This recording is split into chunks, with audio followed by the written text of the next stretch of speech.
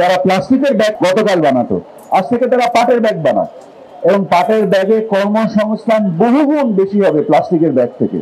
কারণ প্লাস্টিকের ব্যাগের যে প্রসেস, এটা একটা এক্সট্রুশন মেশিন থেকে একটা ফিল্ম বেরোচ্ছে, তারপরে একটা অটোমেটিক হিট সিলিং করে সিল করছে।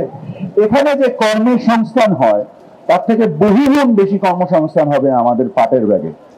তো এটাকে উপযোগী করার জন্য পাট মন্ত্রণালয় থেকে এবং পরিবেশ মন্ত্রণালয় থেকে একত্রিত হ্যান্ডস ইন গ্লোভ কাজ করব আমরা, এবং আপনাদের সক্ষমতা বৃদ্ধি করার ক্ষেত্রে, আপনাদের প্রতিযোগিতার উপযোগিতা বৃদ্ধি করার ক্ষেত্রে আমরা একত্রে কাজ করব। আপনারা যারা এখানে শিল্প উদ্যোক্তা আছেন, যারা যারা পাটের সুতো তৈরি করবেন, পাটের কাপড় তৈরি করবেন, এবং এই সুতো কাপড় দিয়ে যারা ব্যাগ তৈরি করবেন, এরকম শত শত আঞ্চলিক, স্থানীয়, ইউনিয়ন পর্যায়ে, উপজেলা পর্যায়ে এবং হাজার হাজার প্রতিষ্ঠান গড়ে উঠুক, যার বিনিময়ে পরিবেশ রক্ষা হবে, অর্থনৈতিক সক্ষমতা বৃদ্ধি পাবে।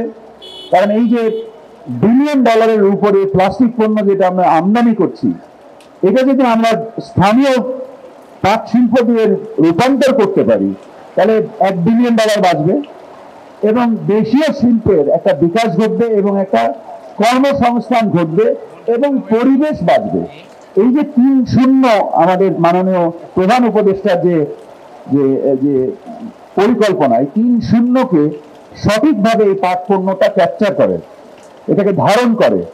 এই ধারণ করার সাথে আজকে আমরা সকলে মিলে প্রতিজ্ঞা করি, আমি নিজে ব্যক্তিগতভাবে প্রতিজ্ঞা করছি আপনাদের সামনে, যে আমরা পাটের ব্যাগ ছাড়া আর কোনো ব্যাগ ব্যবহার করব না।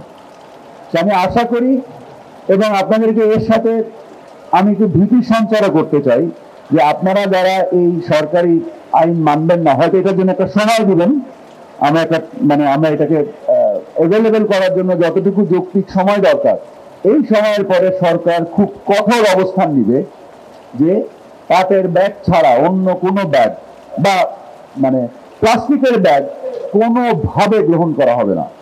তো আমি আশা করি যে সকলে সম্মিলিতভাবে এটাকে আমরা সফল করব।